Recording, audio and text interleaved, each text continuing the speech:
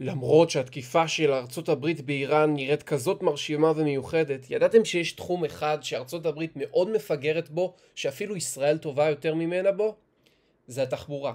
בטקסס יש כביש עם 13 נתיבים לכל כיוון, אבל הוא עדיין מלא בפקקים. והסיבה היא שארצות הברית במשך עשורים מזניחה את התחבורה שלה.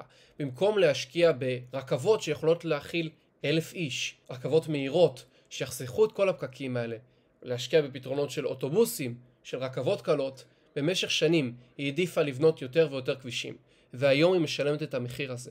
אנחנו חייבים ללמוד מארצות הברית ולא לעשות את הטעות הזאת. להפסיק להשקיע בעוד ועוד כבישים, ולקחת את הכסף הזה ולהשקיע בשיפור של השירות של האוטובוסים שיפסיקו להיות עמוסים פיצוצים למות, ושיהיו בתדירות גבוהה יותר, אמינים, בלי עיכובים. אין סיבה שזה לא יקרה, זה יחסוך לנו הרבה מאוד פקקים, ולא נגיע למצב מזעזע של תחבורה כמו בארצות הברית.